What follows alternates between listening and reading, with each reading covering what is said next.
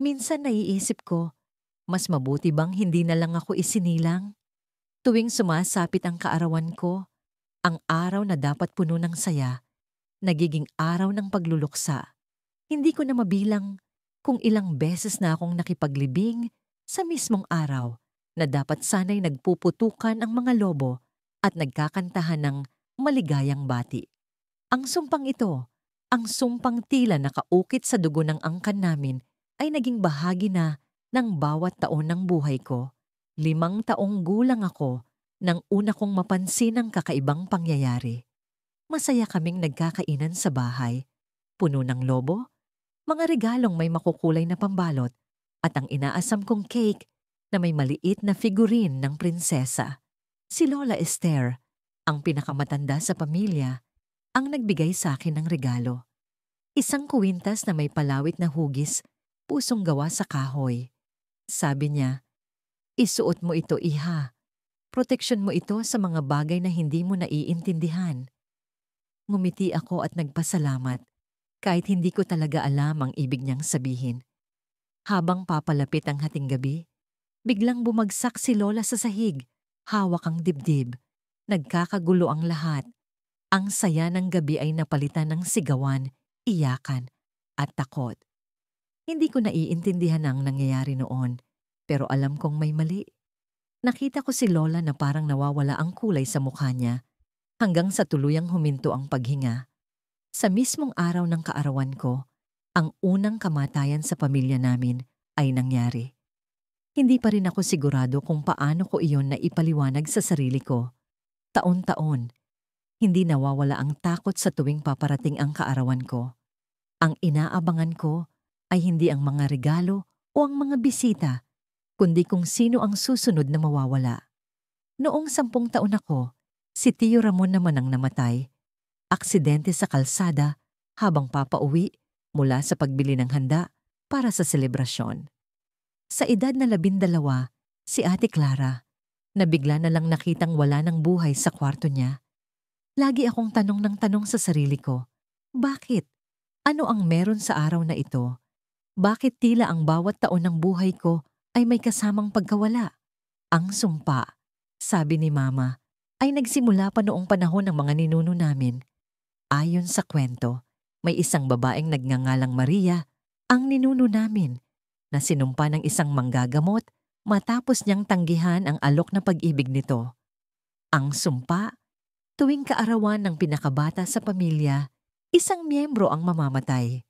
Akala namin noon, kwento lang yon, isang alamat na walang basehan. Pero sa paglipas ng panahon, ang bawat kamatayan na sumasabay sa kaarawan ko ay naging patunay ng malupit na katotohanang hindi namin matakasan. Ngayong taon, 20 taong gulang na ako. Ako na ang pinakabata sa pamilya. At sa kabila ng lahat ng takot at pangamba, ako na mismo ang nagdesisyon na ilaban ang sumpang ito. Hindi ko kayang magpatuloy sa buhay na puno ng pagdurusa at pagkawala. Hindi ko kayang tanggapin na may isa na namang mahal sa buhay ang mawawala dahil lang sa araw na ito. Sa araw ng kaarawan ko, nagising ako ng maaga. Sa halip na maghanda para sa selebrasyon, nagpunta ako sa lumang bahay ni Lola Esther kung saan itinatago ang mga lumang aklat ng pamilya. Sinimulan kong halughugin ang mga kwento ng nakaraan, mga tala ng bawat kamatayan sa pamilya. Sa gitna ng mga papel at alikabok, natagpuan ko ang isang lumang manuskrito na isinulat ni Lola Esther. Nakasulat dito ang mga detalye ng sumpa. Paano ito nagsimula? Sino ang mga naapektuhan? At ang posibleng paraan para maputol ito. Ayon sa manuskrito, may isang ritual na kailangang gawin sa mismong araw ng kaarawan ng pinakabata. Isang sakripisyo ang kinakailangan. Isang bagay na mahalaga sa iyo, isang bagay na hindi mo kayang ipagkait. Sa pamamagitan ng sakripisyong ito, maaaring maputol ang sumpa. Pero may babala sa dulo ng manuskrito. Kapag nabigo ang ritual, ang sumpa ay magiging mas malupit at ang pinakabata ang susunod na makakalasap ng kamatayan. Alam kong delikado. Alam kong maaring ako ang mawala kung magkamali ako, pero wala na akong ibang pagpipilian. Gusto kong iligtas ang pamilya ko. Gusto kong tapusin na ang malupit na siklong ito. Sa hating gabi, habang natutulog ang lahat, nagpunta ako sa likod bahay. Bit-bit ko ang kwintas na ibinigay ni Lola Esther, ang regalong sinabi niyang proteksyon ko. Alam kong ito ang bagay na mahalaga sa akin, ang sakripisyong kailangang gawin para sa ritual. Sa ilalim ng liwanag ng buwan, sinimulan ko ang ritual. Binigkas ang mga salitang nakasulat sa manuskrito. Naramdaman ko ang malamig na hangin na tila umiikot sa paligid ko, ang bigat ng bawat salitang lumalabas sa bibig ko. Nang malapit ko nang matapos ang ritual, biglang nagbago ang paligid. Ang buwan ay tila naglaho sa langit at ang hangin ay naging mabigat. Halos hindi ako makahinga. Sa gitna ng dilim, narinig ko ang boses. Isang boses na malalim, malamig, at puno ng galit. Sino ang nagtatangkang sirain ang sumpa? Tanong nito. Hindi ko mahanap ang pinagmulan ng boses, pero naramdaman ko ang presensya nito sa bawat sulok ng likod bahay. Gusto ko nang matapos ito. Sigaw ko. Hawak ang kwintas at pilit na tinatapos ang huling bahagi ng ritual.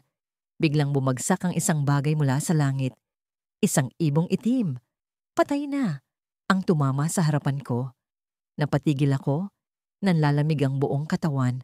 Ang boses, mas malakas, mas galit, ay nagsalita ulit. Ang sakripisyo mo ay hindi sapat. Bago pa man ako makagalaw, naramdaman ko ang matinding kirot sa dibdib ko. Ang pakiramdam na parang may tumusok ng espada sa puso ko. Bumagsak ako sa lupa. Hawak pa rin ang kwintas. Ang huling narinig ko, bago tuluyang nagdilim ang lahat, ay ang tunog ng mga yapak. Mabibigat, papalapit sa akin. 2 araw bago ang kaarawan ko, nagising ako sa tunog ng pagring ng telepono. Malamig ang umaga at ang ulap sa labas ng bintana ay parang kumot na bumabalot sa buong bayan. Hindi ko alam kung bakit, pero may masamang pakiramdam na bumalot sa dibdib ko habang hinahanap ang cellphone sa gilid ng kama. Sa likod ng linya, narinig ko ang boses ng mama ko. Puyat, basag, at may halong luha. Si lolo mo. Pigil na hikbi ang gumapang sa bawat salita niya. Wala na. Tumigil ang oras. Ang tunog ng paghinga ko, ang tibok ng puso ko, ang lahat-lahat. Parang nawala sa isang iglap. Hindi ko alam kung paano ko nasabi ang, anong nangyari? Pero narinig ko ang sarili kong boses, magaspang, waring dumaan sa kinalawang na bakal. Bigla siyang inatake sa puso kaninang madaling araw. Hindi na umabot sa ospital. Sagot ni Mama, nanginginig. Hindi ako makagalaw. Hindi ako makapagsalita. Ang sumpa na ilang taon ko nang pilit tinatakasan, pilit binabaliwala. Muling bumalik sa isip ko ang lahat ng nangyari sa nakaraan. Si Tita Liza na namatay sa aksidente noong kaarawan ko sa edad na 10. Si Kuya Anton na nalunod sa ilog noong 18 ako. Si Papa na inatake sa utak isang araw bago ako mag-25. At ngayon, si Lolo. Parang orasan na umiikot sa parehong ritmo, paulit-ulit. Hindi kailanman nagbabago. Hindi ko na napigilan ang luha ko. Hindi ko alam kung dahil sa sakit ng pagkawala o dahil sa takot na muling pinagtatawanan ako ng sumpang ito. Sa bawat taon na dumadaan, mas lalong nagiging totoo ang sumpa, mas lalong sumasakit, mas lalong nagiging imposible ang pag-iwas. Nagpasya akong umuwi sa probinsya para makiramay. Habang nasa bus, iniisip ko kung paano kaya nagsimula ang lahat ng ito. Ayon sa kwento ng mga matatanda, ang angkan namin ay sinumpa ng isang babae noong panahon pa ng Kastila. Ang lola sa tuhod ng lola ko raw ang nagkasala. Isang kasalanang hindi kailanman sinabi sa amin ng malinaw. Basta, isang araw, nagpakita raw ang babae sa bahay ng angkan namin. Basang-basa sa ulan, may hawak na itim na kandila. Sa bawat henerasyon ng pamilya nyo, isang mahal nyo ang mamamatay tuwing kaarawan ng isa sa inyo. Aniya bago nawala na parang usok sa hangin. Simula noon, naging parang anino ang sumpa sa buhay namin. Pagdating ko sa bahay, tahimik ang paligid. Ang mga tao, Kahit nagdadalamhati, ay hindi maiwasang ituro ang nangyari sa akin. Naririnig ko ang bulong-bulungan ng mga kapitbahay, ang mga tanong na hindi nila masabing harapan. Bakit tuwing kaarawan niya, may namamatay? Hindi ko masisisi ang mga tao. Kahit ako, hindi ko rin alam ang sagot. Huwag mong sisihin ang sarili mo, sabi ni Mama habang yakap-yakap ako. Pero paano ko ba magagawa iyon? Paano ko maaalis ang bigat ng sumpang ito sa balikat ko? Kinagabihan, habang nakaupo ako sa harap ng altar ni Lolo, napansin ko ang isang lumang kahon sa tabi ng kabaong. Nakasulat dito ang pangalan ni Lolo at mukhang matagal na itong hindi nabubuksan. Ano to? Tanong ko kay Mama. Mga gamit ni Lolo, sagot niya. Sabi niya, huwag daw bubuksan hanggang siya'y wala na. Hindi ko alam kung bakit, pero parang may tumulak sa akin na buksan ng kahon. Sa loob nito, may mga lumang litrato, sulat, at isang maliit na kwaderno na tila lumana sa sobrang kalumaan. Binuksan ko ang kwaderno at doon ko nakita ang mga pahina na puno ng sulat kamay ni Lolo. Ngunit ang pinakaunang pahina ang tumigil sa puso ko. Para sa susunod na henerasyon, nakasulat. Ang sumpa ay may paraan para mawakasan, pero may kapalit. Sinuyod ko ang bawat pahina, ang bawat salita. Ayon sa kwento ni Lolo, noong siya'y bata pa, nakilala niya ang isang matandang albularyo na nagsabing ang sumpa ay maaring alisin, pero kailangan ng sakripisyo, isang buhay kapalit ng sumpa. Ang albularyo ang nagbigay kay Lolo ng isang lumang medalya na sinasabing konektado sa babae na nagbigay ng sumpa. Ang medalya ang susi, nakasulat, ngunit ang desisyon ay sayo. Sa ilalim ng medalya, may nakasulat na pangalan. Hindi ko alam kung bakit, pero pamilyar ang pangalan na yon. Sa isip ko, pilit kong iniugnay ang bawat letra, ang bawat tunog, hanggang sa napagtanto ko. Ang pangalan na nakaukit sa medalya ay pangalan ko. Tumayo ang balahibo ko. Ang medalya ay para sa akin.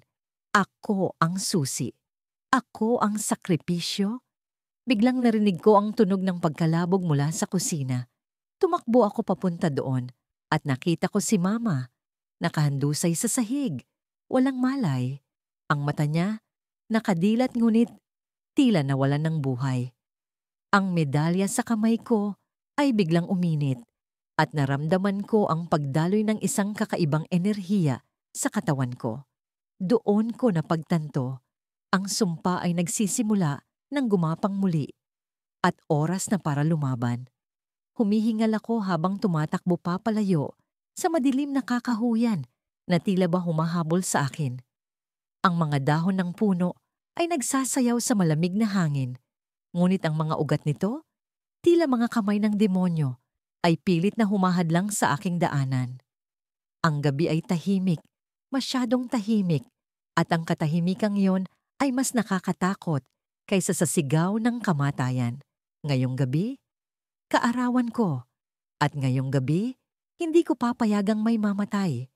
25 taon na akong nabubuhay at sa bawat taon, tuwing sumasapit ang araw na ito, isa sa mga mahal ko ang nawawala. Ang una ay ang lola ko. Noong 5 taong gulang pa lang ako. Sunod ang kuya ko. 3 taon ang pagitan.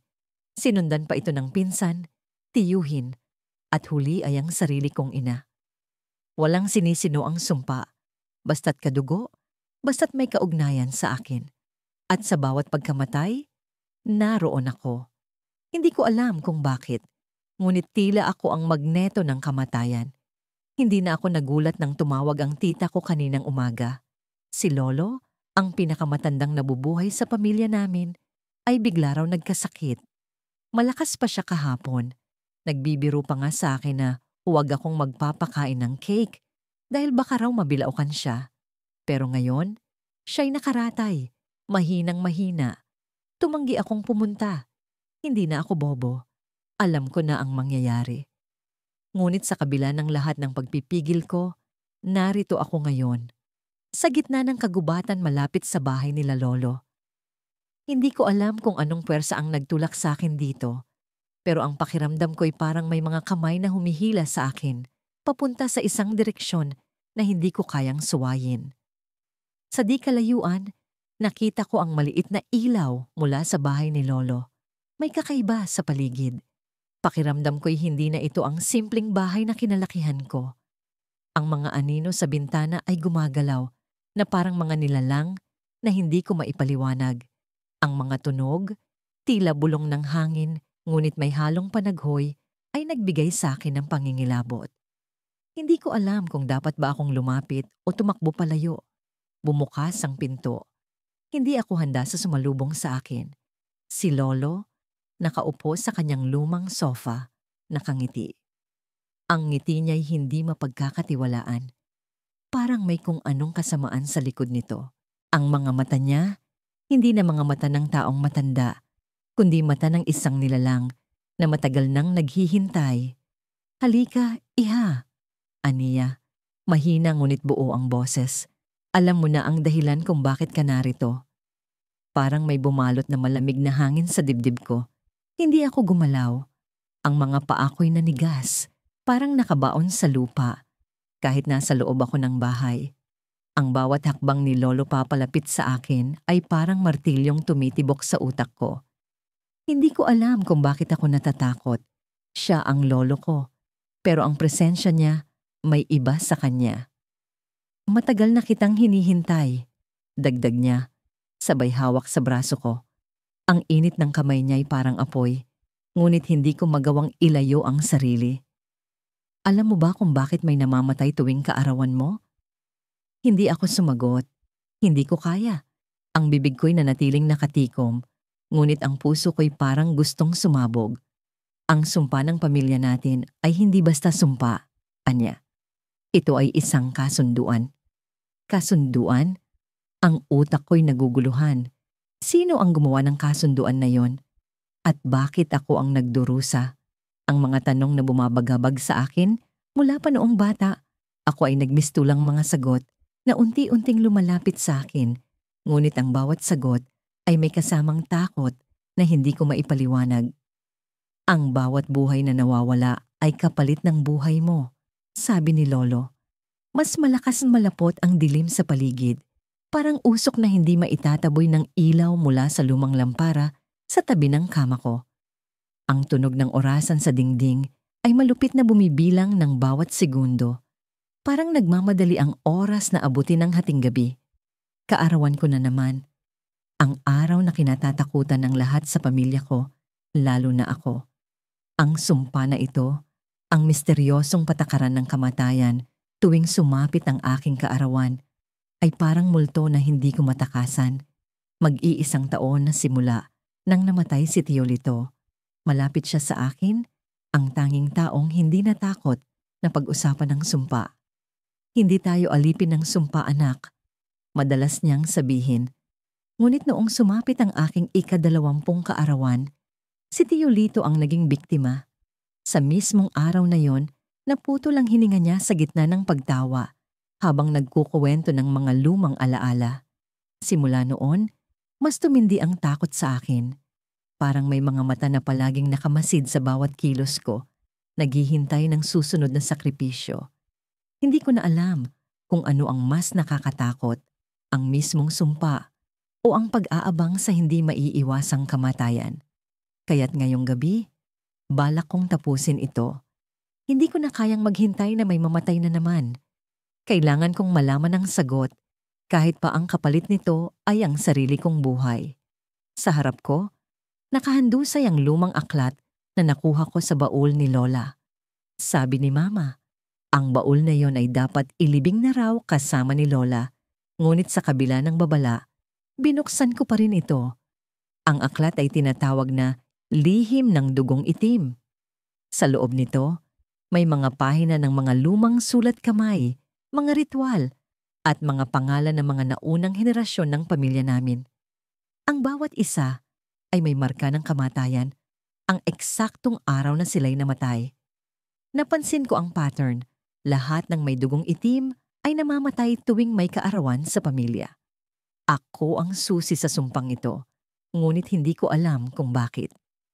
Sa gitna ng aklat, may punit na pahina. Ang tanging natitira sa pahinang yon ay isang maikling tala. Ang dugong itim ay magpapalaya kung isasakripisyo ang pinanggalingan nito. Hindi ko alam kung ano ang ibig sabihin nito, ngunit nararamdaman ko ang bigat ng mga salitang yon. Pinanggalingan ng dugong itim. Ang pamilya namin? Ako? O may mas malalim pa? Nagsindi ako ng kandila. Ang ilaw nito'y kumikislap sa hangin, parang may sariling buhay. Hinawakan ko ang medalyon ni Lola na nakuha ko rin sa baul.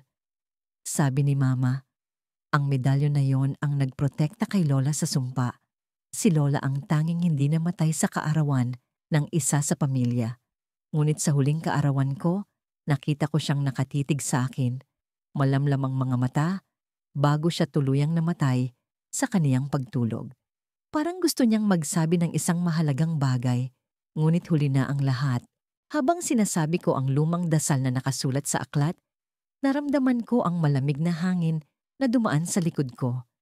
Hindi ko alam kung guni-guni lang iyon o may presensya ng ibang nilalang. Ang mga salita ng dasal ay bumibigat sa dila ko. Parang may pumipigil sa akin na tapusin ito. Ngunit kailangan kong magpatuloy. Biglang tumila ang tunog ng orasan. Napalingon ako. Hindi gumagalaw ang pendulum nito. Kahit pa naririnig ko ang mahinang tunog ng pag-usad ng mga gears. Sa labas, ang hangin ay tila umihip ng mas malakas at ang mga dahon ng puno sa tapat ng bintana ay tila sumasayaw sa galit. Sa loob ng silid, ang bawat sulok ay tila sumikip. Ang lampara at kandila ay tumitilaok, parang sinusubukang manatiling buhay sa gitna ng madilim na banta. At pagkatapos, narinig ko ang mga yapak, mabigat, mabagal, papalapit. Hindi ko alam kung sino o ano ang gumagalaw sa likod ng pinto. Hindi ko na iniwang bukas ang pinto, ngunit unti-unti itong bumukas nang hindi ko hinahawakan. Ang malamig na hangin ay dumaloy sa loob ng kwarto at sa gitna ng dilim, nakita ko ang isang anino. Hindi ko maaninag ang mukha nito, ngunit ang hugis nito ay pamilyar. Parang si Lola. Hindi mo mapipigilan ang sumpa. Mahina niyang bulong, ngunit dumagundong ang tunog sa tenga ko. Ang dugong itim ay bahagi ng bawat isa sa atin. Hindi mo ito matatanggal ng walang kapalit. Anong kapalit? Tanong ko. Nanginginig ang boses. Ang anino ay lumapit at sa wakas, nakita ko ang mata nito. Malamlam, walang buhay, ngunit puno ng galit. Ang dugong itim ay nag-ugat sa kasalanan ng isang tao. Ang kasalanang yon ay kailangang bayaran. Kung gusto mong tapusin ang sumpa, kailangan mong isakripisyo ang pinakaimportanting bagay sa'yo. Ang buhay ko? Tanong ko. Ngunit umiling siya. Ang pagkilos ay mabagal, parang puno ng sakit. Hindi ikaw, sabi niya. Ang taong pinakamahal mo. Biglang tumigil ang hangin. Ang kandila sa harap ko ay namatay at ang lampara ay nawala ang ilaw. Sa gitna ng kadiliman, naramdaman ko ang malamig na kamay na humawak sa balikat ko. Ngunit bago ko pa masigaw ang takot, narinig ko ang tunog ng telepono mula sa baba. Tumunog ito ng isang beses, 2 beses, 3. Parang hindi ito titigil. Tumakbo ako pababa, ang puso ko'y parang sasabog. Pag-angat ko ng telepono, narinig ko ang pamilyar na boses ni Mama. Ngunit hindi siya nagsasalita. Naririnig ko ang pag-iyak niya at pagkatapos, ang mga salitang bumalot sa akin ng matinding lamig. Anak, si kuya mo. Wala na, namatay siya kanina lang. Pumasok ako sa lumang bahay na yon na tila punong-puno ng lihim at pagdurusa. Ang bawat hakbang ko sa sahig na kahoy ay umaalingaw-ngaw, nagbabadya ng kung anong nakatagong peligro. Nasa 2 palapag ang silid kung saan ko nakita ang lola kong si Amara sa isang panaginip 2 linggo na ang nakalipas. Sa panaginip na yon, umiiyak siya habang hawak ang isang lumang diary na tila sumisigaw ng mga kwento ng aming pamilya. Mga kwentong hindi kailanman ikinuwento sa akin. Hindi ko alam kung bakit ako narito. Hindi ko alam kung bakit tila tinatawag ako ng lugar na ito tuwing nalalapit ang kaarawan ko. Pero ang isang bagay na alam ko, kailangan kong malaman ang dahilan ng sumpa. Kailangan kong tapusin ito. Binuksan ko ang pinto ng silid na yon. Ang bigat ng hangin sa loob ay agad kong naramdaman. Parang may nakatingin, pero wala namang tao. Ang mga lumang kurtina ay bahagyang nakataas, hinahampas ng malamig na hangin mula sa labas. Sa gitna ng silid, naroon ang isang lamesa na may nakapatong na kahon. Ang kahon ay yari sa kahoy. May mga ukit na hugis bituin at buwan. Tila isang antigong bagay na may malalim na kahulugan. Nilapitan ko iyon ng maingat. Hinaplos ko ang kahoy na kahon. At sa bawat pagdampi ng aking daliri, tila may mga alaala na bumabalik. Hindi ko alam kung akin ba ang mga alaala o kung kanino. Binuksan ko ang kahon at sa loob nito ay naroon ang diary na nakita ko sa panaginip. Ang diary ni Amara. Binuksan ko ang unang pahina. Ang tinta ay kupas na, ngunit nababasa ko pa rin ang mga salita. Ang sumpa ay nagsimula sa kasalanan ng ating angkan. Isang pagkakamali na hindi napatawad. Ang bawat henerasyon ay magbabayad hanggang may isa sa atin na magtatapos nito. Binalot ako ng kaba. Hindi ko maintindihan ang lahat ng nakasulat, ngunit alam kong may koneksyon ito sa lahat ng trahedya sa aming pamilya. Ang mga biglaang pagkamatay, tuwing may kaarawan, ang mga sigaw sa dilim na naririnig ko noong bata pa ako, ang mga mukha ng takot sa bawat miyembro ng aming pamilya kapag nalalapit ang araw ng aking kapanganakan. Nagpatuloy ako sa pagbasa. Ang bawat pahina ay puno ng mga kwento ng trahedya. Ang pinsan ni Amara na namatay sa isang aksidente sa ilog. Ang kapatid niyang tinamaan ng kidlat habang nagpapahinga sa ilalim ng punong mangga. Ang mga kwento ay tila hindi ka panipaniwala, pero alam kong totoo. Sapagkat ang sumpa ay buhay, hanggang sa dumating ako sa isang pahina na nagpatigil sa akin.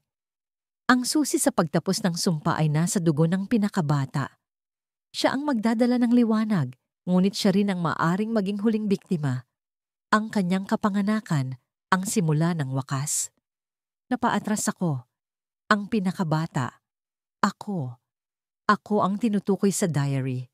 Ang kapanganakan ko ang nagsimula ng sumpa at ako rin ang magtatapos nito. Pero paano? Bumaling ang mata ko sa isang sulok ng silid.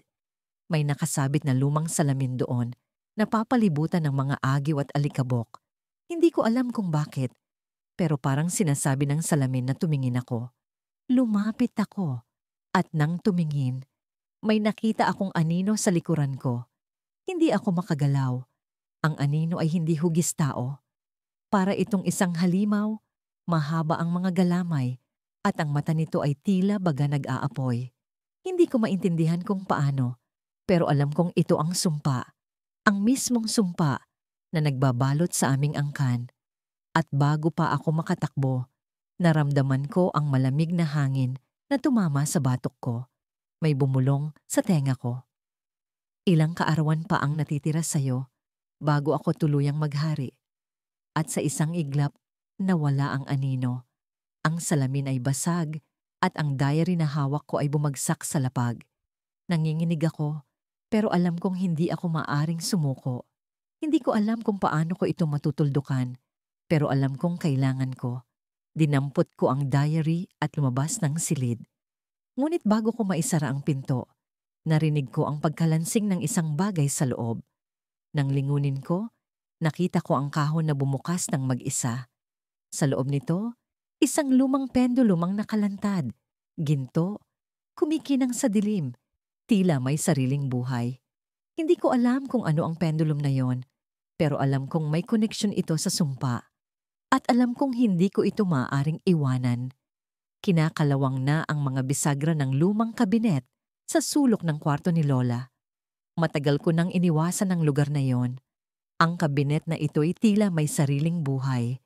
Sa tuwing napapadaan ako roon, parang naririnig kong humihinga ang kahoy nito, malalim at mabagal, na para bang may nilalang na nagtatago sa loob. Pero ngayong gabi, wala akong ibang pagpipilian. Nang matuklasan kong may koneksyon ang sumpa ng aming pamilya sa kabinet na yon, napilitan akong harapin ang takot na matagal ko ng pilit na tinatakasan. Hawak ko ang kandila, Ang liwanag nito'y naglalaban sa dilim ng kwarto. Ang bawat anino sa dingding ay parang gumagalaw, sumasayaw sa takot na nararamdaman ko. Ang malamig na hangin ay parang bulong ng mga multo sa paligid. Ngunit higit sa lahat, ang bigat ng posibilidad na ang sumpa ay may pinagmulan at narito mismo sa kabinet ay bumibigat sa aking dibdib. Dahan-dahan kong nilapitan ang kabinet. Ang sahig na kahoy ay umuungol sa bawat hakbang ko na parang nagbababala sa akin na umatras. Ngunit hindi ako umatras. Sa loob ng 18 taon, tuwing kaarawan ko, may namamatay sa pamilya namin. Simula kay Lolo, sumunod si Tita Marisa, pagkatapos si Kuya Rodel. Hanggang sa dumating ang araw na si Mama na ang sumunod. Hindi ko na kayang maghintay pa para sa susunod na biktima. Hinawakan ko ang malamig na hawakan ng kabinet. Binalot ng panginginig ang buong katawan ko. Napansin kong may ukit na mga simbolo sa kahoy, mga kakaibang marka na hindi ko pa nakikita dati. Nagsimula akong magdasal kahit na hindi ko alam kung sino ang dapat kong tawagan. Ang Diyos, ang mga espiritu, ang sarili kong lakas, lahat. Nang buksan ko ang pinto ng kabinet, bumungad sa akin ang tila walang katapusang kadiliman. Walang laman, walang damit, walang kahon, walang kahit ano. Ngunit ang amoy ng nabubulok na kahoy ay bumalot sa akin, kasabay ng malamig na hangin na tila lumalabas mula sa loob. Ang dilim nito'y hindi ordinaryo. Parang sumisipsip ng liwanag mula sa kandila ko. Napaatras ako, ngunit naramdaman kong may humawak sa likod ng balikat ko. Napalingon ako. Wala namang tao. Ngunit ang pakiramdam ng malamig na kamay ay nag-iwan ng marka sa balat ko na parang totoong nangyari. Ikaw ang susi. Narinig kong bulong mula sa likod ng kabinet. Ang tinig ay pabulong, ngunit tumagos sa utak ko, sa puso ko, sa bawat hibla ng pagkatao ko. Ang dibdib ko'y nanikip at bigla akong nakaramdam ng matinding takot na hindi ko pa nararanasan. Hindi ko alam kung ang tinig ay galing sa kabinet o kung ito'y nasa loob ng utak ko. Ngunit alam kong hindi ko na kayang umatras. Sa gitna ng kadiliman ng kabinet, unti-unting may lumitaw na hugis, isang lumang kwaderno. Ang takip ay yari sa balat. May mga punit at peklat na tila pinaghirapan ng panahon. Napansin ko ang parehong simbolo na nakita ko sa kabinet. Nakaukit din sa takip ng kwaderno. Walang pag-aalinlangan, kinuha ko ito. Nang mahawakan ko ang kwaderno, parang may dumaloy na kuryente sa buong katawan ko. Ang kandila sa kamay ko ay biglang namatay at ang kwarto'y nalublob sa ganap na dilim. Naririnig ko na ngayon ang mga bulong. Hindi na ito isang tinig lamang. Marami sila. Mga lalaki, babae, bata, matanda. Lahat ay nagsasalaysay ng mga kwento ng kamatayan, ng sakit, ng takot. Parang sinasakal ako ng mga tinig na yon, ngunit hindi ko mabitiwan ang kwaderno. Napansin kong may liwanag mula sa loob ng kabinet, isang mahinang pulang ilaw na tila pumipintig. Hindi ko alam kung bakit, ngunit naramdaman kong ang ilaw na yon ay buhay. At ang buhay na yon ay nakatingin sa akin. Binuksan ko ang kwaderno. Ang unang pahina ay blangkong papel, maliban sa isang pangungusap na nakasulat sa gitna ng pahina. Ang sumpa ay nagmumula sa dugo. Kasunod nito'y isang pirma na hindi ko maintindihan ng anyo, mga linya, mga kurba, na parang sinadyang gawing imposible ang basahin. Patuloy kong nilipat ang mga pahina. Ang bawat isa ay puno ng mga pangalan ng mga miyembro ng pamilya namin, at sa tabi ng bawat pangalan may nakasulat na petsa. Ang mga petsa ay tumutugma sa mga araw ng kamatayan nila. Lolo, Tita Marisa, Kuya Rodel, Mama. At sa dulo ng listahan, may isang pangalan na hindi ko inaasahan. Ang pangalan ko. At ang petsa ay ngayong araw. Binitiwan ko ang kwaderno, ngunit hindi ito bumagsak. Sa halip, nanatili itong nakalutang sa harapan ko na parang may nakahawak dito. Ang pulang ilaw sa loob ng kabinet ay lumiwanag palalo at ang mga bulong ay naging sigaw. Mga sigaw ng pighati, ng sakit, ng pagkabaliw. Sinubukan kong tumakbo, ngunit ang kwarto'y tila naging mas maliit. Ang pader ay unti-unting bumagsak papunta sa akin. Ang kadiliman ay lumalapit at ang liwanag ng pulang ilaw ay ang tanging natitirang pag-asa. Nang akmang hahawakan ko ulit ang kwaderno para ibalik ito sa loob ng kabinet, may humawak sa kamay ko.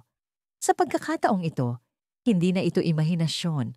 Ang kamay ay malamig, matigas, at tila gawa sa kahoy. Nang tumingin ako, ang buong kabinet ay gumalaw. Ang mga bisagra nito'y nag-ingay at ang pinto'y bumukas ng mas malaki. Sa loob, nakita ko ang isang mukha.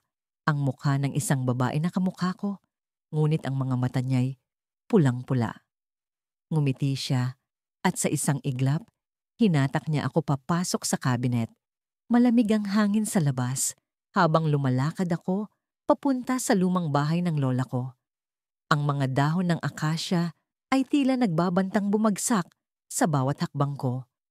Ang araw ng kaarawan ko ngayon, ngunit imbes na kasiyahan, takot ang bumabalot sa puso ko. Sa bawat taon, tuwing sumasapit ang araw na ito, may nawawala sa pamilya namin. At ngayong gabi, nararamdaman kong ako ang susunod. Sabi ng nanay ko, ang sumparaw ng pamilya namin ay nagsimula noong panahon pa ng mga ninuno namin.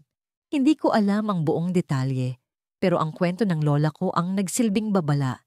Isang babaeng nagtatampo sa angkan namin ang nagtalaga ng sumpa. Sa bawat kaarawan ng pinakamalapit na apo, may isang mahal sa buhay na mawawala. Hindi ko alam kung paano o bakit, pero sa bawat taon, palagi itong totoo. Sa loob ng bahay ng lola ko, tila buhay ang mga anino sa dingding. Ang mga lumang larawan ng pamilya namin ay parang nagmamasid. Ang mga mata sa mga litrato ay tila may sariling buhay. Ang amoy ng kahoy na inaagnas at ang tunog ng sahig na umaalog sa bawat hakbang ko ay nagdadagdag sa kaba ko. Ang lola ko lang ang natitirang maaaring makasagot sa tanong ko. Bakit nangyayari ito at paano ko ito mapipigilan? Nasa sulok siya ng sala, nakaupo sa isang lumang rocking chair. Nakatitig siya sa bintana, walang imik, pero alam kong nararamdaman niya ang presensya ko. Lumapit ako sa kanya, ang mga palad ko'y malamig at pawis na pawis. Lola, sabi ko, halos pabulong. Paano ko malalabanan ng sumpa? Ayoko nang may mawala pa ulit. Dahan-dahan siyang lumingon sa akin. Ang mga mata niya ay tila puno ng kabiguan at pangungusap na hindi niya masabi. Sa wakas, nagsalita siya, mahina, at parang mula sa malayo ang boses niya. Hindi mo ito malalabanan ng walang sakripisyo, anak. Sabi niya, ang sumpa ay nakatali sa dugo natin at ang dugo ang susi para mawakasan ito. Napaatras ako, hindi sigurado kung ano ang ibig niyang sabihin. Anong sakripisyo, Lola? Anong dugo? Ang boses ko'y nanginginig, pero ang determinasyon ko ay mas malakas kaysa sa takot ko. Hindi ko hahayaang may mawala ulit sa pamilya ko. Hindi ko hahayaang ang sumpa ang magdikta ng buhay namin. Tumayo ang lola ko mula sa kanyang upuan. Ang mga hakbang niya ay mabagal, ngunit parang may bigat. Hinawakan niya ang lumang kahon na nakatago sa ilalim ng kanyang mesa. Binuksan niya ito at nakita ko ang isang lumang kutsilyo at isang maliit na botelya na puno ng likido na kulay pula. Ang dugo na ito, sabi niya, itinataas ang botelya, ay mula sa babaeng nagtalaga ng sumpa.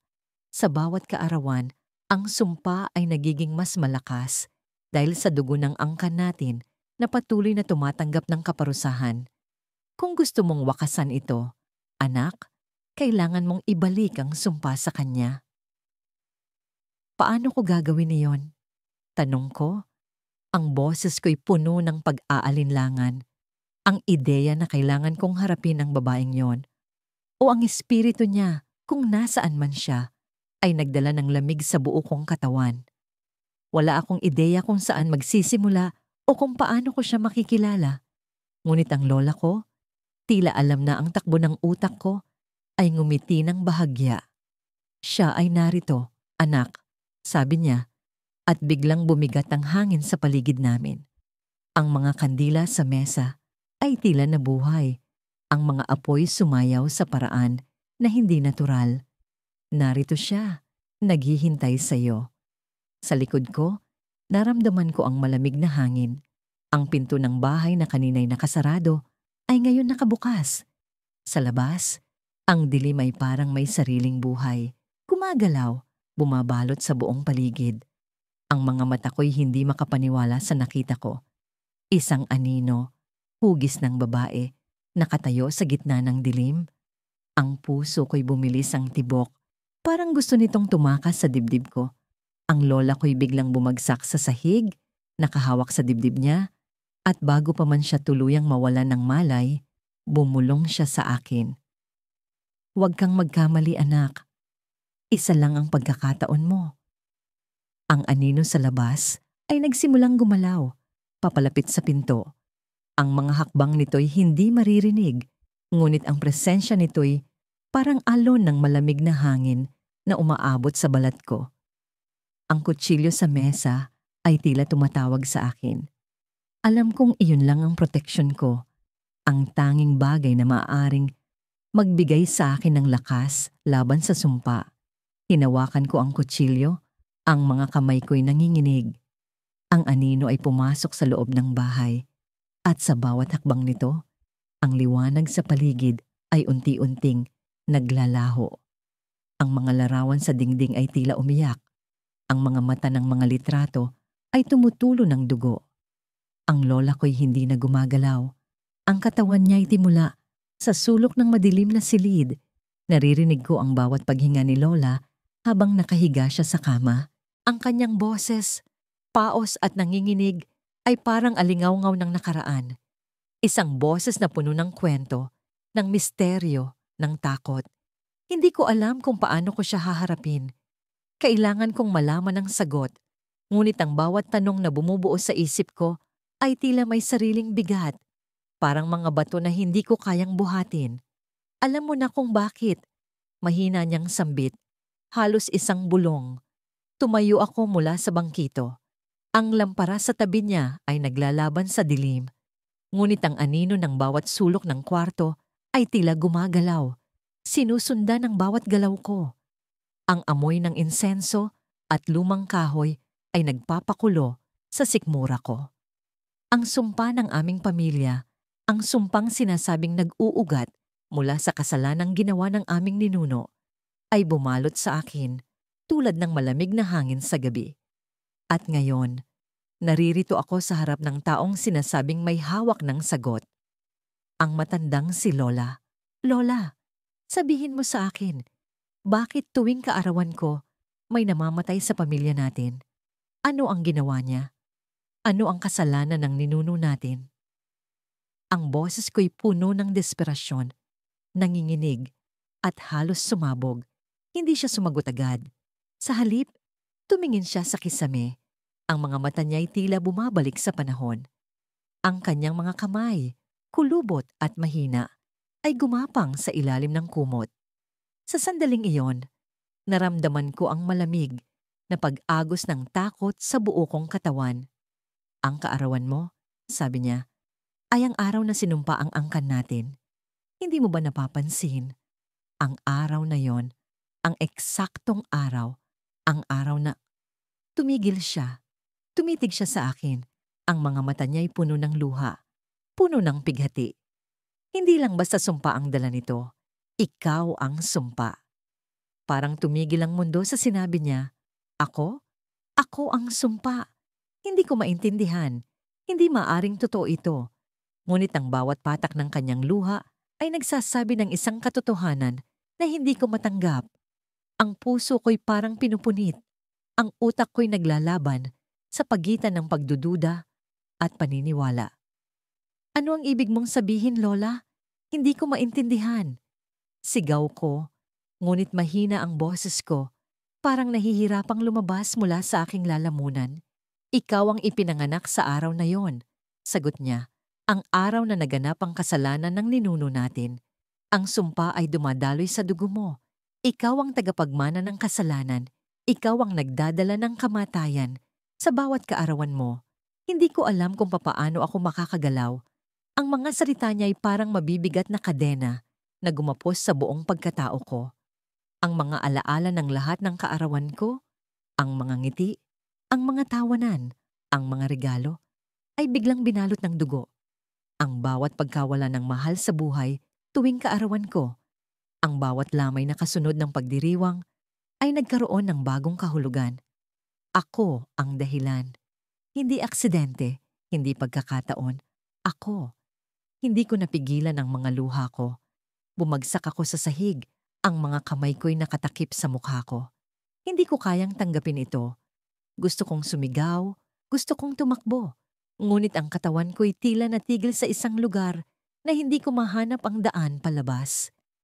May paraan, bulong ni Lola, na halos hindi ko marinig dahil sa ingay ng sarili kong pag-iyak. Agad akong tumingin sa kanya. Ang pag-asa, kahit na bahagya, ay nagbigay sa akin ng lakas upang bumangon. Ano ang paraan, Lola? Sabihin mo. Ngunit sa halip na sagutin ako, humawak siya sa isang lumang kwaderno na nasa tabi ng kanyang kama. Punit-punit na ang mga gilid nito at ang takip ay puno ng lumang tinta. Binuksan niya ito, ang mga kamay niya ay nanginginig at itinaas ang isang piraso ng papel na nakatago sa loob. Ang papel na yon ay tila mas bago kaysa sa kwaderno, ngunit ang mga letras sa loob ay nakasulat sa kakaibang wika. Hindi Tagalog, hindi Ingles. Isang wika na hindi ko kailanman nakita noon. Basahin mo ito. Utos niya, ngunit ang boses niya ay may halong babala. At kapag binasa mo, huwag mong babaliwalain ang presyo. Anong presyo, Lola? Anong ibig mong sabihin? Tanong ko, ngunit hindi siya sumagot. Sa halip, itinulak niya ang papel sa aking mga kamay.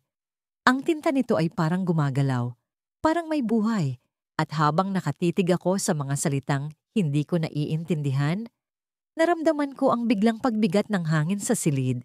Hindi ko alam kung ano ang gagawin. Ang papel na ito ba ang sagot? O isa na namang sumpa? Ngunit bago pa man ako makapagdesisyon, naramdaman ko ang malamig na kamay ni Lola na humawak sa braso ko. Ang mga mata niya ay nakatitig sa akin, ngunit biglang nagbago ang ekspresyon ng mukha niya. Parang may nakita siyang hindi ko mawari. Siya na nandito, bulong niya, ngunit ang boses niya ay puno ng paninikluhod. Sila ang nanonood. At bago pa man ako makapagtanong, biglang namatay ang lampara. Binalot kami ng kadiliman at narinig ko ang malalim na paghinga mula sa dilim. Hindi sa akin, hindi kay Lola. May iba pa sa silid. Hindi ko alam kung paano tumigil sa pagyuko sa bigat ng sumpa. Pero ngayong gabi, alam kong kailangan kong subukan. Nakatayo ako sa harap ng lumang altar ng pamilya. Ang mga kandila ay nauupos na sa kanilang mga basag na lalagyan. Ang liwanag nila'y naglalaro sa dingding na puno ng lumang litrato. Ang mga mata ng mga yumao naming kamag-anak tila nakatingin sa akin mula sa dilim, nag-uusig, nagtatanong, bakit ako? Bakit ngayon? Ikaw ang susi, sabi ni Lola, ang matandang babae sa aming angkan na laging may daladalang sagot. O lihim. Kanina lang, nilatag niya sa harap ko ang isang antigong librito. Ang mga pahina nito'y amoy-amag at tila puno ng mga panalangin. Ngunit hindi ito ordinaryong dasal.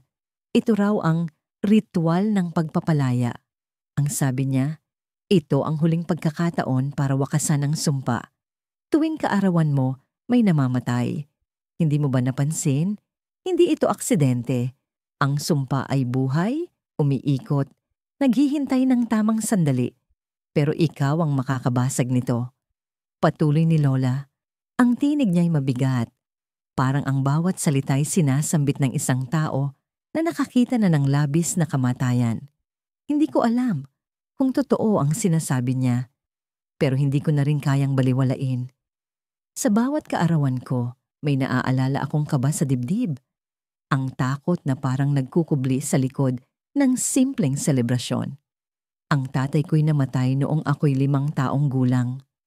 Ang pinsan kong si Miko, Sumunod noong ako'y 10, ang tita ko noong ako'y 17, at ngayong gabi, kaarawan ko ulit, 23 taong gulang na ako. Sino ang susunod? Kinakabahan ako habang binabasa ang lumang librito. Ang mga salita'y nasa sinaunang Tagalog, puno ng malalalim na talinghaga. Ang ritual daw ay kailangang gawin sa mismong oras ng kapanganakan ko, 10:00 ng gabi. Kailangan ko raw magsindi ng 3 kandila, mag-alay ng isang bagay na mahalaga sa akin, at sambitin ang panalangin nakasulat sa pahina.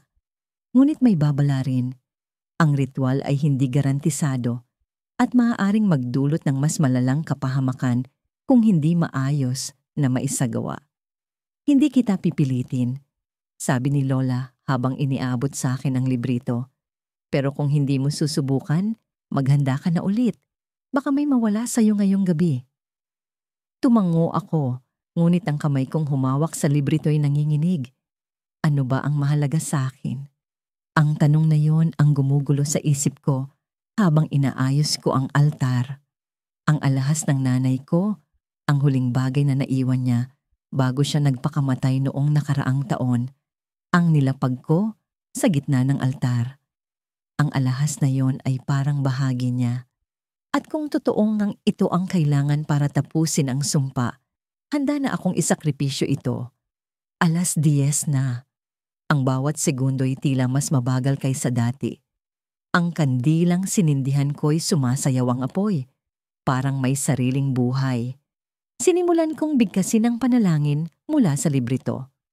Ang bawat salita'y bumubuo ng kakaibang presensya sa paligid ko, parang may hangin na hindi galing sa labas.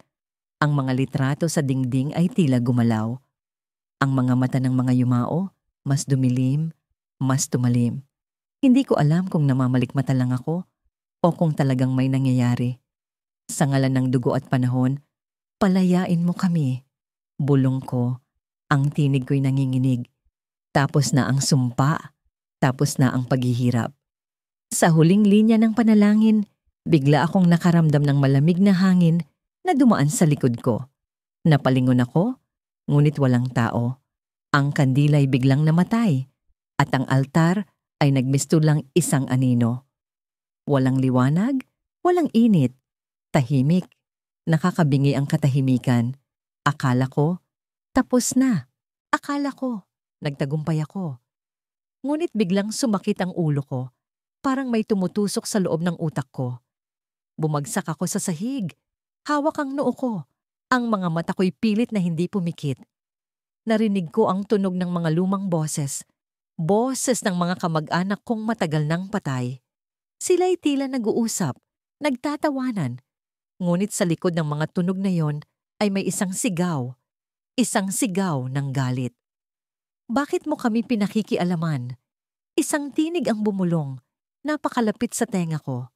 Napatingin ako sa paligid, ngunit wala pa ring tao. Hindi mo kami kayang alisin. Hindi mo kami kayang kalimutan. Bigla akong nagising, nakahiga sa gitna ng altar. Ang alahas ng nanay ko, basag na. Ang mga kandila, natunaw na. Ang librito, wala na. Parang nilamon ng lupa. Ngunit may isang bagay akong napansin. Ang litrato ng pamilya namin. Ang larawan kung saan lahat kami nakangiti. Nagkaroon ng bagong mukha. Isang batang babae na hindi ko kilala. Nakatayo sa tabi ko. Ang mga mata niya'y madilim. Puno ng lihim na galit.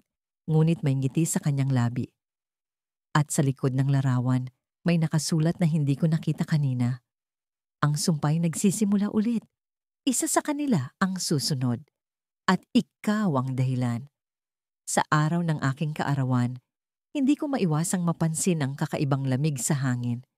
Ang mga ibon sa labas ng bintana ay tila tahimik na nagmamasid. Ang kanilang mga mata ay waring babala. Ang bawat kilos ko ay parang may iniingat na hakbang, na para bang ang bawat galaw ay may mas malaking kahulugan. Nagsimula ang araw ko nang magising ako sa tunog ng mga nag-uusap sa sala. Ang boses ni Mama ay puno ng panginginig, habang si Papa naman ay tila pilit na pinatatag ang kanyang sarili.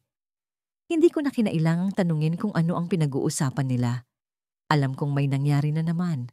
Sa bawat taon, sa araw na ito, laging may nawawala. Ang sumpa ng aming pamilya ay hindi kailanman nabigo. Lumapit ako sa kanila, hindi na nagabala pang magayos. Sa aking paglapit, tumingin si Mama sa akin. Ang kanyang mga mata ay puno ng luha. Si Tio Isko, bulong niya, halos hindi marinig. Ang mundo ko ay biglang bumagal. Si Tio Isko, ang masayahing tiyo na laging nagdadala ng pansit sa tuwing may okasyon. Ang tiyo na walang sawang tumutulong sa aming pamilya, kahit pa siya'y may sarili ring mga problema. Wala na siya. Hindi ko alam kung ano ang dapat kong maramdaman. Galit? Lungkot? Takot? Lahat ng ito ay tila nagkakawatak-watak sa loob ko. Sa araw na ito, sa bawat taon, may namamatay. Hindi ko na mabilang kung ilang beses akong nagtanong sa Diyos kung bakit. Bakit ang araw na dapat ay puno ng saya at pagmamahal ay lagi na lang nababalot ng pagdadalamhati. Habang ang araw ay lumilipas, nagpasya akong hindi na lang magpakita ng sobrang emosyon sa harap ng pamilya. Hindi ko kayang makita ang mga mukha nila na punong-puno ng lungkot, lalo na't alam nilang may kinalaman ang sumpang ito sa akin. Kahit hindi nila sinasabi, ramdam ko. Ramdam ko ang mga tanong na hindi nila mabigkas, ang mga tingin na nagtatago ng pagdududa. Ako ba ang dahilan? Ako ba ang ugat ng lahat ng ito? Sa kabila ng lahat, nagdesisyon akong puntahan ang lumang bahay ng aking lola. Ang lugar kung saan nagsimula ang lahat. Ang bahay na yon ay parang isang mausoleum ng mga alaala, puno ng mga litrato, lumang gamit at kwento ng nakaraan. Si Lola, ang unang nagkwento sa akin tungkol sa sumpa noong ako'y bata pa. Ayon sa kanya, ang sumpa ay nagsimula nang magkasala ang isa sa aming mga ninuno. Isang pagkakasalang hindi napatawad ng kalangitan. Simula noon, bawat henerasyon ay pinatawan ng parusa. Sa araw ng pagsilang ng isang tagapagmana, isang mahal sa buhay ang kailangang mawala. Pagdating ko sa bahay, ang paligid nito ay tila mas madilim kaysa dati. Ang mga puno sa paligid ay waring nagbabantay. Ang mga dahon ay hindi gumagalaw kahit pa may hangin. Ang pinto ay bumukas nang may tunog na tila buntong hininga. Pumasok ako, dala ang kaba sa dibdib. Ang bawat hakbang ko ay parang umaalingaw-ngaw sa katahimikan. Sa loob, naroon pa rin ang altar ni Lola, puno ng mga kandila at mga larawang itim at puti. Sa gitna ng altar ay ang lumang journal na iniwan niya sa akin. Ang journal na may mga kwento ng aming pamilya, pati na rin ang mga hula tungkol sa sumpa. Binuksan ko yon. Ang mga pahina ay tila bumigat sa aking kamay. Sa isang pahina ay may nakasulat na hindi ko pa nababasa noon. Ang sumpa ay maaaring mabali, ngunit may kapalit. Hindi ko napigilan ang pagbilis ng tibok ng puso ko.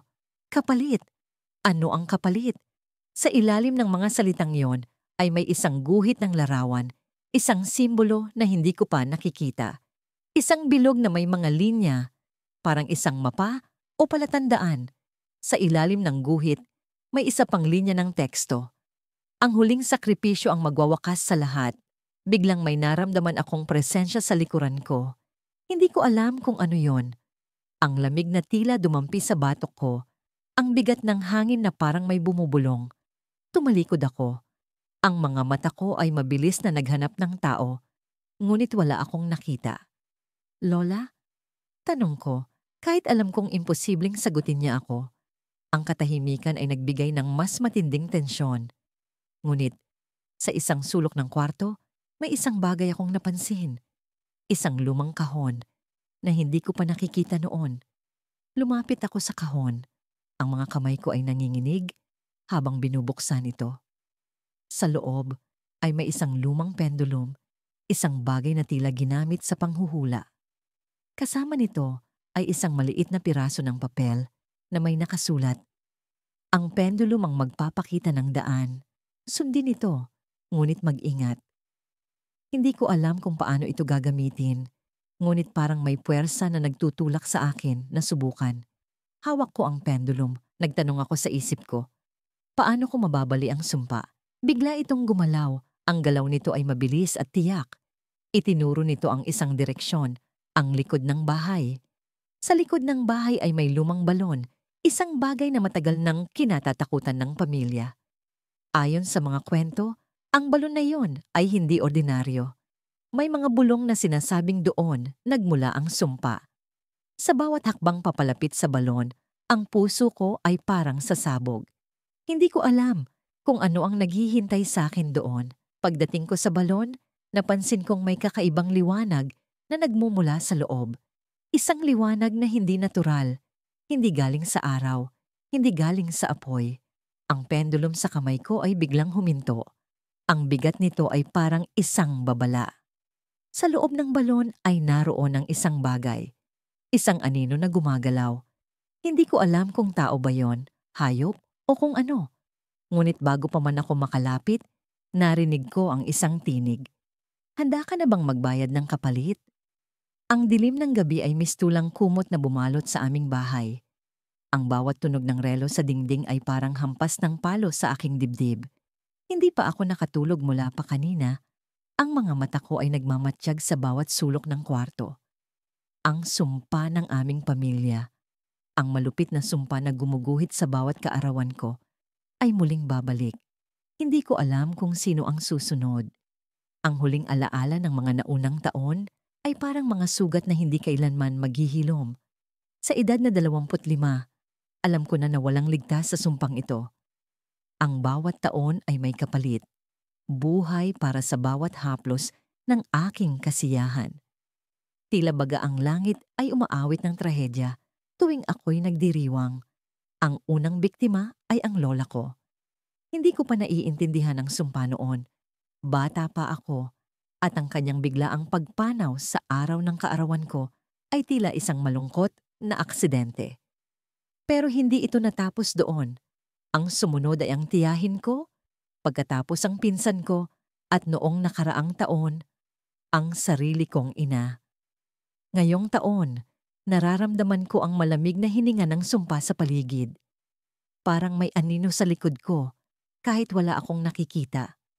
Ang bawat hakbang ko ay tila nilulunod ng bigat ng kasaysayan ng aming pamilya. Alam ko na hindi ako makakatakas. Sa tuwing sinusubukan kong labanan ang sumpa, mas nagiging malupit ito. Kaya ngayong gabi, hindi ko alam kung dapat ba akong magdasal o maghanda. Ang takot ay sumisiksik sa bawat sulok ng puso ko. Nasa sala ako, nakaupo sa lumang sofa na naging saksi sa maraming trahedya sa aming bahay. Ang mga mata ko ay nakapako sa kandilang sinindihan ko sa mesa. Ang liwanag nito ay mahina, tila nilalamon ng kadiliman sa paligid. Sa isang iglap, narinig ko ang tunog ng mga yapak mula sa kusina. Tumayo ako, nanginginig, at dahan-dahang tinungo ang direksyon ng ingay. Papa, tawag ko. Walang sumagot. Ang tatay ko na lang ang natitira sa amin. Siya ang huling pamilya ko. Nang pumanaw ang mama, naging mas tahimik siya, mas malayo. Hindi siya naniniwala sa sumpa. Lagi niyang sinasabi na aksidente lang ang lahat, na walang kababalaghan sa aming pamilya. Pero alam kong mali siya. Alam kong may halimaw na gumagala sa likod ng bawat kaarawan ko. Pagdating ko sa kusina, nakita ko siyang nakatayo sa tabi ng bintana. Ang mukha niya ay parang nawalan ng kulay, ang mga mata nakatingin sa malayo. Lumapit ako, at nang mapansin niya ako, bigla siyang nagtanong, "Mahal mo ba ako?" Napakunot ang noo ko. "Anong tanong yan, Papa? Siyempre mahal kita." Hindi siya nagsalita. Bagkus, tumalikod siya sa akin at tumingin sa mesa. May hawak siyang bote ng alak, lasing na pala siya. Minsan naiisip ko, bakit hindi ako ang nauna? Bakit sila? Ako ang dapat na nawala, hindi ang mama mo. Naramdaman ko ang sakit sa tinig niya, pero hindi ko alam kung paano siya sasagot. Bumalik ako sa sala. Iniwan siyang mag-isa. Hindi ko kayang harapin ang parehong galit at lungkot sa mga mata niya. Ang kandila sa mesa ay nagsimulang umusok. Napansin ko ang kakaibang galaw ng apoy nito, parang may hangin na humahalik sa apoy kahit sarado ang mga bintana. Sa loob-loob ko, alam kong may presensya sa paligid. Hindi ko alam kung multo ba ito, ngunit sigurado akong may nilalang na naririto. Biglang naramdaman ko ang malamig na hangin sa likod ko. Napalingon ako, ngunit walang tao. Ang puso ko ay bumilis ang tibok. Alam kong ang sumpa ay narito na. Narinig ko ang tunog ng bote mula sa kusina. Tumakbo ako pabalik at doon ko siya nakita. Ang tatay ko nakahandusay sa sahig. "Papa!" Sigaw ko.